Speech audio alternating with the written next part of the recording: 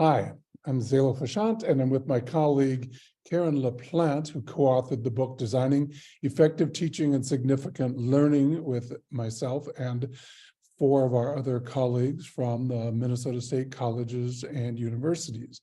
Today, we're going to be really taking a look at the review of Chapter 6 in this online course design institute, and we'll be looking at accessibility. So Karen, why don't you lead us off? Oh, let me also start first by saying that we're going to actually, in the last chapter, for those of you who purchased the entire course, we took a look at the design communication, the ways that it built community. And today, we're going to be taking a look at accessibility, as I said. So Karen, we're all ready. Well, yes, my name is Karen LaPlant, and we're going to be doing an overview of accessibility, which is Chapter 6 in our book. So Chapter 6 really emphasizes the importance of strategies for designing your courses that make it accessible for all learners, not just disabilities you can see, because some are invisible.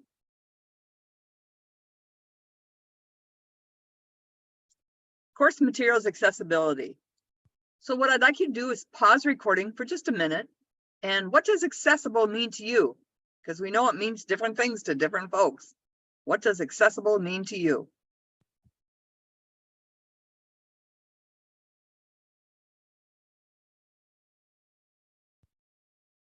Accessible means a person with a disability is afforded the opportunity to acquire the same information, engage in the same interactions, and enjoy the same services as a person without a disability in an equally effective and equally integrated manner with substantially equivalent ease of use.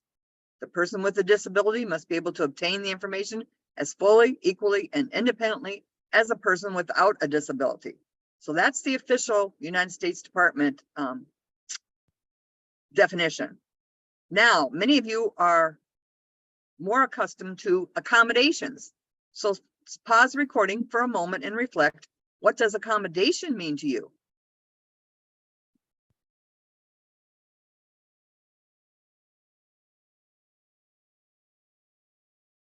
Accommodations is really just another alternative way to accomplish the course requirements, okay? You either eliminate or reduce anything that could be considered disability-related barriers. Accommodations can't compromise the elements of a course or curriculum, nor can they weaken the academic standards or integrity of a course. In other words, you provide help without weakening the course. Your institution may have an accessibility services office. Often in the past, we called them disability services, but we prefer the term accessibility now. Will the office inform you about accommodations necessary for individual students?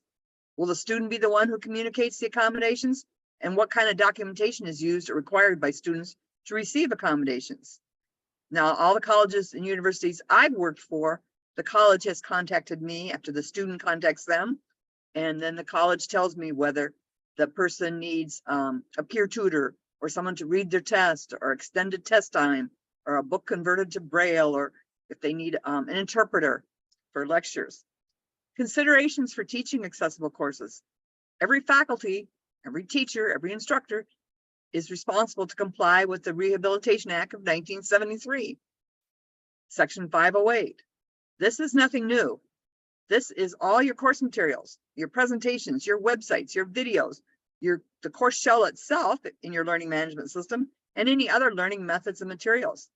This means you're required to make all your Word documents, your PowerPoints, your everything, web pages, videos, spreadsheets, PDFs, accessible for all students.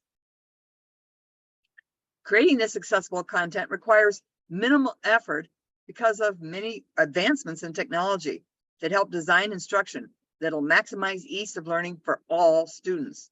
An example, not only deaf students benefit by using video closed captioning.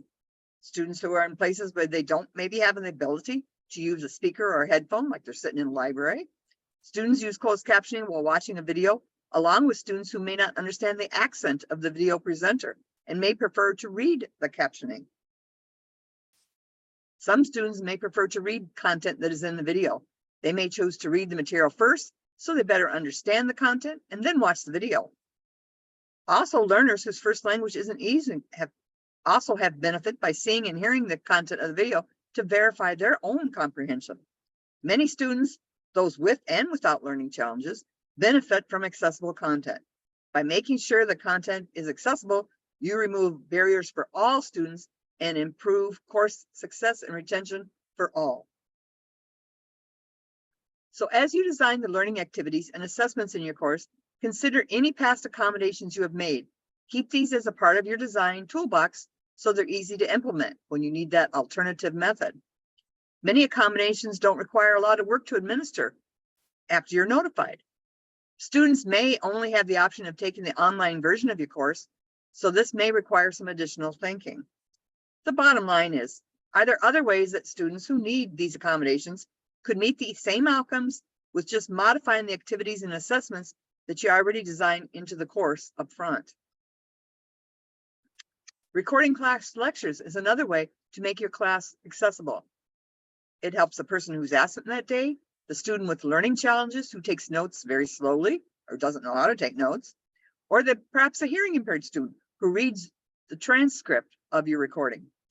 Posting lecture notes online also helps students who are struggling with your content so they can verify that their own notes are accurate, and it helps those who need more time on the material and those who have difficulty taking notes. So win-win for all.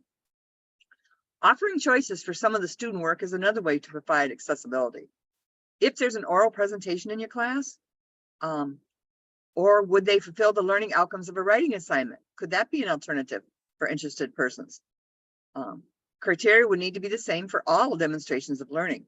However, if the class is a writing class, then of course writing is essential to the outcomes. So an oral presentation may not be appropriate in that case. Accessible technologies. A variety of technologies can help students interact with your content. So it's really important for you to be aware of the most common technologies students will use. Perhaps you would enjoy using some of these technologies to speed up writing and reading time by transferring speech to text or text to speech. Text to speech for your printed materials, speech to text capabilities, and screen readers provide accessible interaction with content and help meet the needs of each student. Check with your college or campus. They may have site license for some of these technologies. Here's a few of them that I've used in the past. Dragon Naturally Speaking is speech to text, also used by mobility restricted individuals to help navigate websites. ReadSpeaker, I've used a lot, love it. It'll work for websites. It'll work in my learning management system. It'll, like read online quizzes to students, read online discussions. It's great. They can set their own speed. It works really well. JAWS, we've had good luck with JAWS as a screen reader for those whose vision loss prevents them from using a regular screen, or they need certain control keys instead of using the mouse. Read and Write Gold, our accessibility office purchased that, and it's for students who prefer to listen to their documents or PDF files instead of reading, or anyone who needs a little help with reading and writing. So it can move from computer to computer. Remember, interacting with students with disabilities, because in working with students with a variety of learning, they can be psychological, physical challenges. We need to discover the biases we have regarding people who have challenges that maybe we don't understand. It's critical to separate the challenge from the person as we gain a deeper understanding of how we can work best with these individual students. Remember, to open our minds and become aware of our own biases and reactions is a first step. You may be curious about the nature of a student's disability if he or she approaches you with an accommodation request. It's really up to the student to disclose or not disclose the details of a disability. Some students are open and will tell you, and others prefer not to. That's their right. The accommodation request will not identify it. It will simply state the accommodation, such as extended test time, and won't tell you the reason. A student may wish to tell you maybe they're dyslexic and they need more time. Some students have told me, others prefer not to. The most appropriate and respectful question you can ask is, how do you think your disability will affect your learning in this class? The student might know the answer and have a good suggestion based on successful strategies that they've used in other classes with other faculty. You and the student might check in with each other periodically to see how things are going. I find at least every other week to check in with that student to make sure there's nothing else I could do to help them. Works really well. There's other considerations. You have to think about your course shells and your websites and any website you send them to. Most learning management systems nowadays are designed with accessibility in mind, such as the one we use in Minnesota State, which is D2L's Brightspace. Make certain the course content is also accessible. If you provide links to websites, you can check if they're accessible by using a free accessibility checker from WebAIM. Course videos to welcome students or complement course content also need to be captioned, so all your students can interact with and learn from your videos. Simply attaching a written transcript does not fully comply with the legal requirements.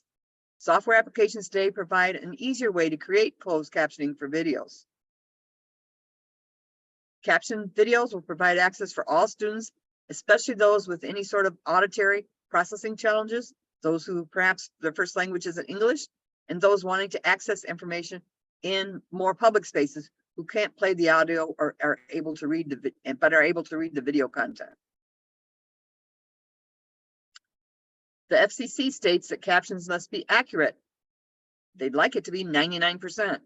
Synchronous. So in other words, captions must coincide with the spoken words and sounds, and at a speed that viewers can read.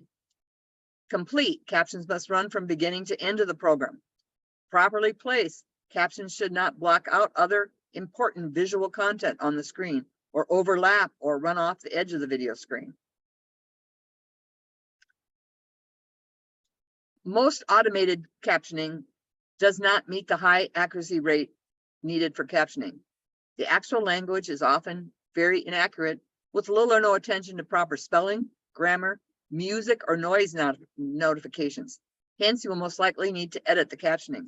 Editing the captions can take as much or more time than actually creating accurate captions yourself.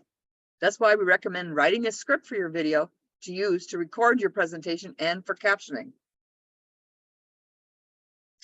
Microsoft's Office Suite has a built-in accessibility checker under the Tools menu and information to help you make your documents more accessible. This checker will analyze your text, your tables, and images and provide instructions on how to make changes to improve the content accessibility. Using this tool makes it much easier for your documents to be read by screen readers for students who need documents read to them. Need help? Perhaps contact your Information Technology Help Desk or Accessibility Services Office to help you. Using these practices while creating content makes the content more visually attractive to learners, will help your visually impaired students who do use a screen reader to understand the difference between a document, a table, and an image. We recommend starting with your syllabus in a Word document. Apply the suggestions that you see here on the right from the accessibility checker to improve the formatting. If many items need correction, it may be just easier to recreate the document in a stylized format rather than using your old or current syllabus. But as faculty, it is our responsibility to remove learning barriers from course content and documents, and our students need to know how to do this as well. You may have students creating worksheets, working in groups, sharing documents to gather feedback, and presenting final projects for classmates to critique. These documents need to be accessible to all their peers. Knowing how to do so is a very marketable skill your students will take with them into the workplace. So consider including tip sheets in your course resources and making checking for accessibility part of your assignment rubric. Like I said, anyone that has Microsoft Office, and most schools now give their students Office 365, the accessibility checker is available. It's free. Students just have, it's a hidden jewel. You have to tell the students about it and give them a one-page tip sheet and they can be off. The state of Minnesota, as many other areas do too, offers a website to check all your documents with the accessibility checker and to add the alternative text for any images. The pandemic provided us with a much greater challenge for students to have accessibility to learning. It's easy for us to say we simply move courses online, but what does that mean for students? Does everyone own a device from which they can effectively learn and access your course? Or do they just have their phone? What happens to students who can't afford the internet connection and now they can't go to the campus and community libraries or a coffee shop? What conversations need to happen on campus to make sure that students have accessibility to learning? So remember, the key to all this is examine all your course content to be sure it meets ADA requirements.